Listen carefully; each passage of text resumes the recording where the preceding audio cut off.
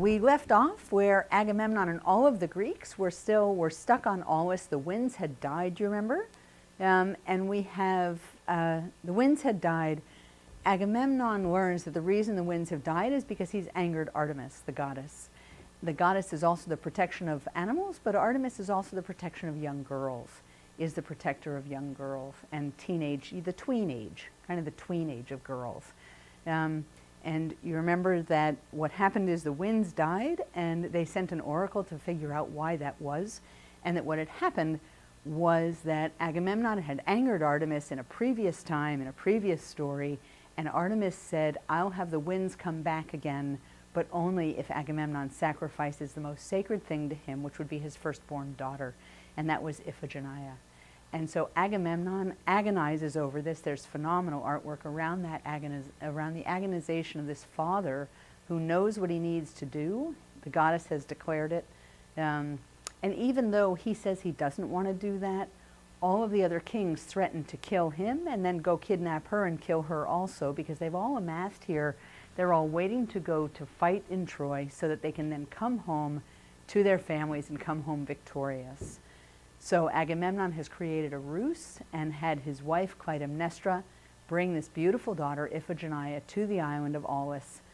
The ruse is that she'll be coming there to marry marry Achilles. Achilles isn't a god. He is referred to often as godlike Achilles. He's known as a powerful, young, glorious-looking warrior. And so this ruse gets set up. Achilles is not aware of the ruse, that this beautiful young girl is being told that she's now going to marry Achilles. They come to the island. Clytemnestra is there. Agamemnon, king of the Greeks, tells Clytemnestra what's about to occur, and Clytemnestra is furious. And we'll hear more about that fury later on in the next set of stories. But Iphigenia is there, and she's a 12 or 13-year-old girl. And she learns that her father is now going to sacrifice her. This is sort of a recap of just the very end of our previous session. Iphigenia learns that. She's angry about it. At first she's upset. She's begging her father, please don't do this.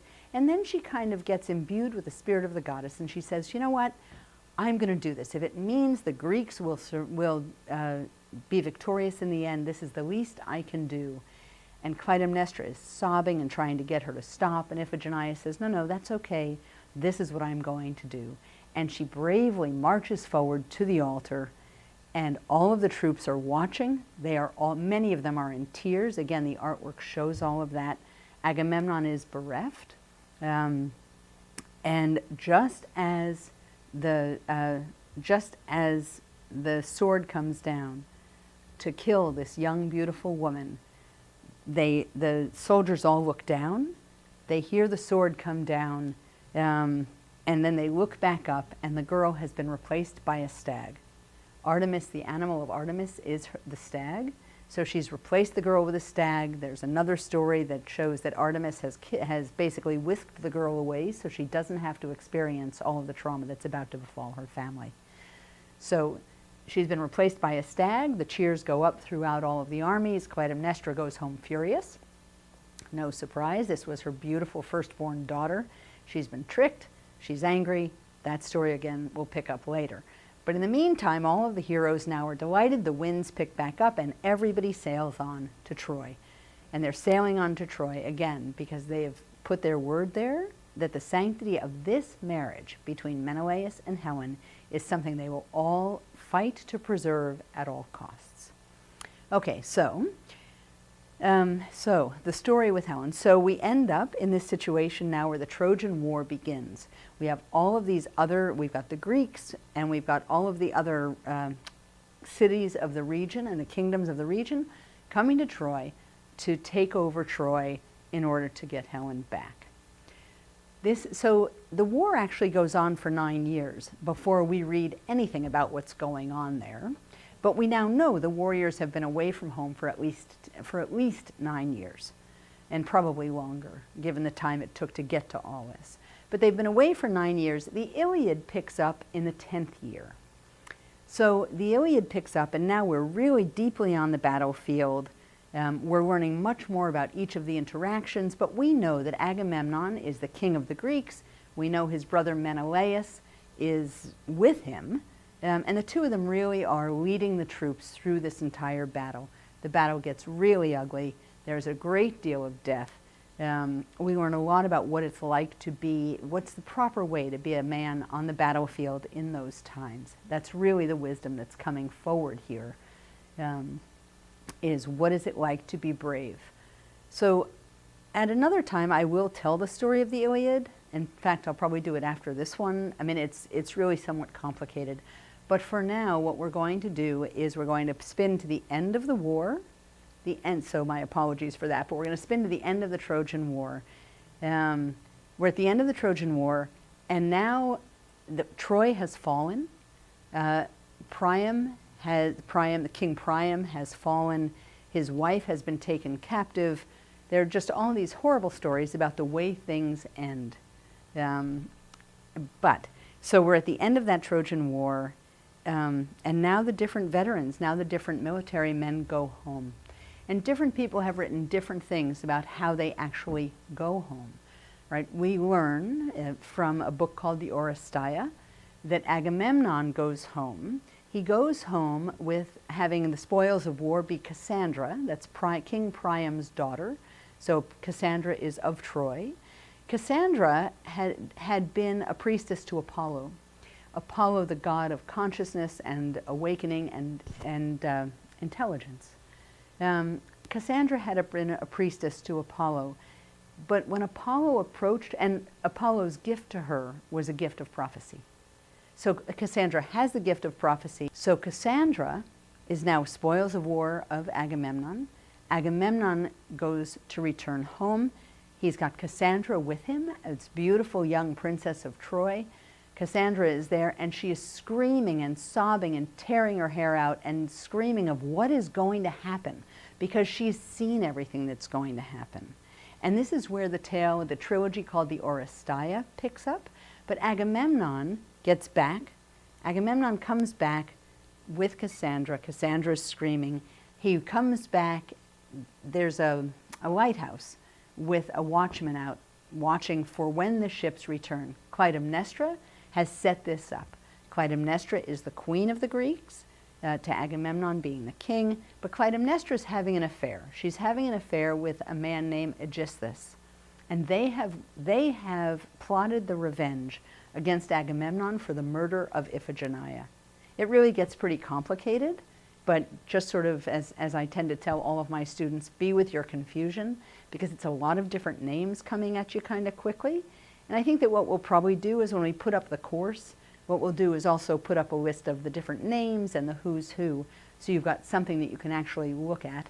In the meantime, one thing you could do is you can search online. You can search online for characters of the Odyssey, and you'll find a thing to print out that would have all of these different names and who they are. So Agamemnon comes to return home. Clytemnestra and Odysseus have set up a watchman who says he's coming, he's coming. They roll out the red carpet. Agamemnon strolls in. Clytemnestra draws a bath for him, and they kill him in the bathtub. So Clytemnestra and so of course what Cassandra had foretold was correct. Everybody dies. Cassandra is murdered. Agamemnon is murdered, and now Clytemnestra and Odysseus are living with this incredible stain that happens. And again, the Odyssey kind of takes that down its path. We have Orestes, the son of Agamemnon and Clytemnestra. Their son comes back and is told by Apollo, you must go and kill your mother because patricide's not acceptable. And poor Orestes says, well, neither is matricide, but he's been told by a god, you must do that.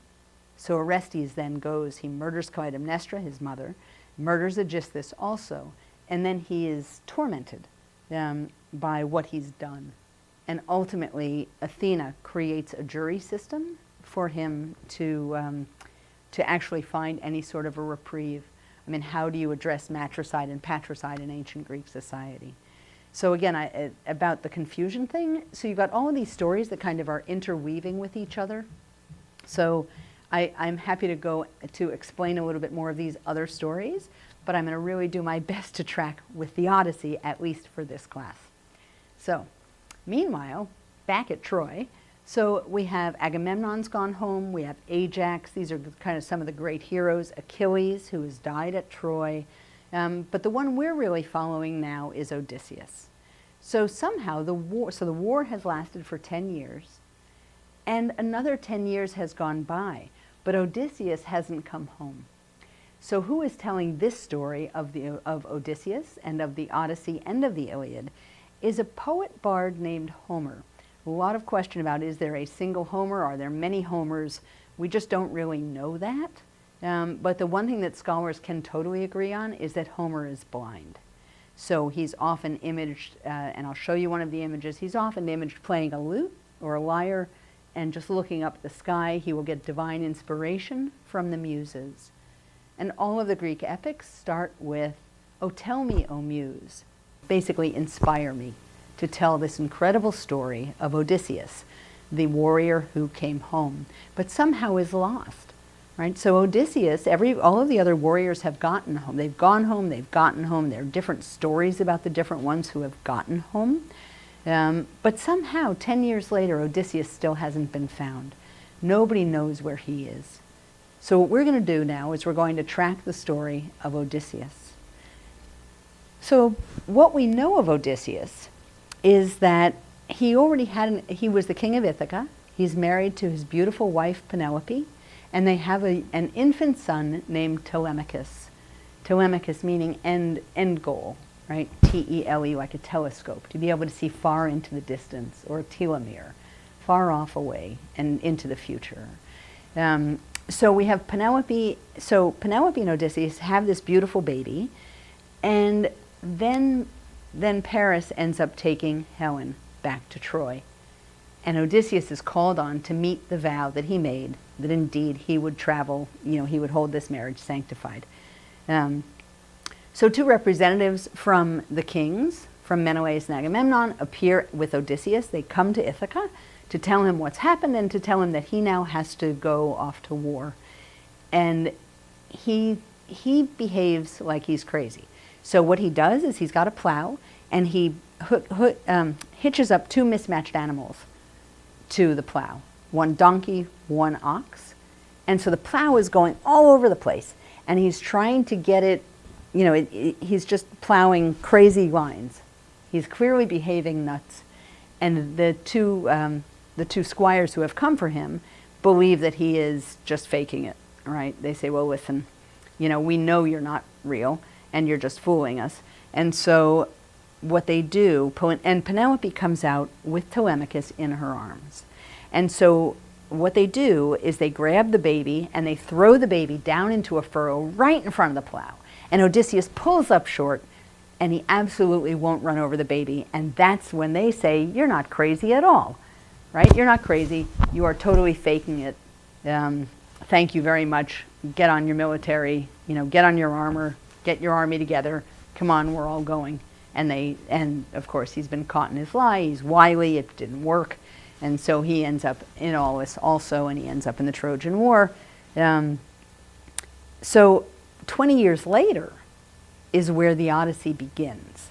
He's been at war for 10 years, and somehow for 10 years he's basically been missing in action. So we know that Telemachus is back at home. He's 20 years old, right? So he's a young man coming of age. He's there with his mother Penelope, and Homer begins so the way Homer begins this entire story is we start off with Athena, right? So we're going to have to leave Odysseus over here in the Trojan War and Agamemnon and all of that. And over here we're going to have to leave Telemachus and Penelope. They're there. They are in Ithaca. But what happens? There's a festival for Poseidon, right? How did I even get to Poseidon? So Poseidon is the god of ocean. Poseidon is one of three siblings. He's one of 12 siblings, but of the three gods, we've got Zeus, who is sky, it kind of becomes that he's the god of sky, but he's basically the god of the heavens, or he is considered heavens. Poseidon is the god of the ocean.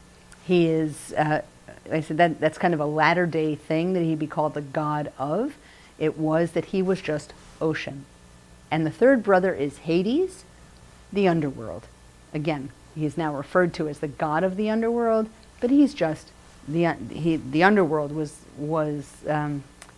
animistic. They were understanding that the underworld was the god itself. So we have Zeus. So we have Poseidon, who is off at a festival for himself in Ethiopia, and we have the other 11 Olympians who are there, and Athena. So we have beautiful Athena. Athena is a goddess. She's the strategic goddess. Some people mistake her as the goddess of war, but that's not correct. She's actually the strategic goddess. The god of war is Ares, who's kind of like a bull in a china shop, who tends to always lose things, where Athena always wins because she's strategic. So how does Athena come to be?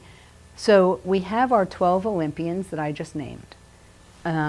Zeus has mated with a beautiful woman named Metis, M-E-T-I-S, meaning thinking, thought, and logic. And when she becomes pregnant, Zeus is told by a prophet that the child of that union will be stronger than her father and will overtake the kingdom. And so Zeus swallows Metis. And he swallows her, and 9 months later gets a miserable headache, right? A totally miserable headache. And we have several different ways that this now happens of Athena's birth. But we have a lot of images where one of the other goddesses approaches Zeus with an axe, splits his head open, and out pops Athena in full dressed armor. I mean, she is clearly the product of total thought from her father's head. So because of the idea that birth, it almost looks like Zeus has impregnated himself and given birth all by himself, that process is called parthenogenesis. So you see that, we see it in science language and in genetics language too, the idea of parthenogenesis, something that self-impregnates and then is able to give birth.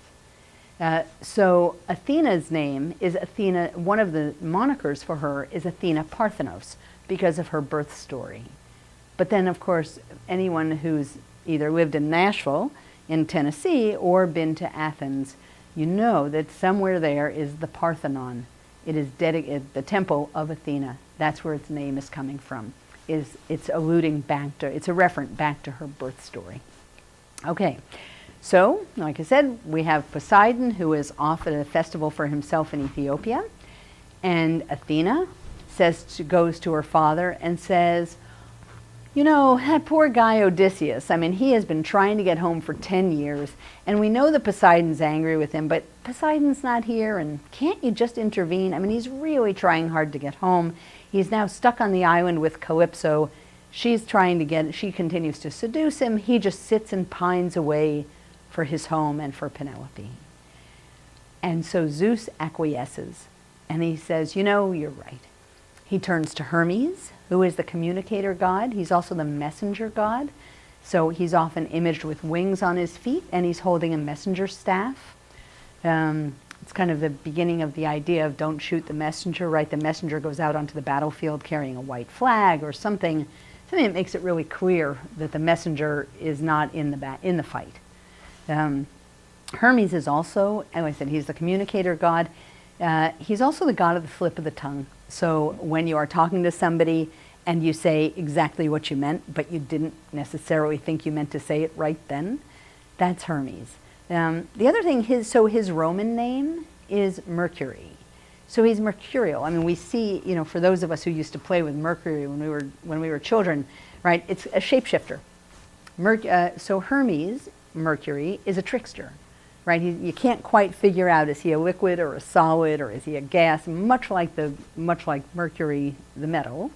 But the other way that we know of his name, I mean, he's Hermes. He's also secretive. So he's the study of hermeneutics and the study, something is hermetically sealed, right? And then, of course, there's that godlike, fabulous women's clothing line of Hermes, right, that is meant to bring to mind the idea of the communicator god.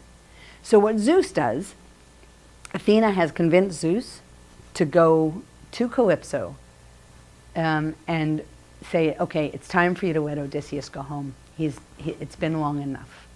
But we still don't know any of the story of Odysseus. Nothing. So this style of storytelling is called res media, R-E-S-M-E-D-I-A. It starts in the middle. The story totally starts in the middle. It's as if I asked any of you to tell me something about the story of your life. You'd have to start where you are, right? You're going to start where you are, and then you're going to tell me probably backwards and forwards. But that way of Greek epic storytelling is called res media. You start in the middle somewhere. So that's, again, I'll just say again, just be with your confusion. Hopefully this will all make sense in the end. Or it'll begin to make sense anyway. Okay, so Zeus has Hermes go down to say to Calypso, you've got to let Odysseus go now. And you've got to help him create a raft.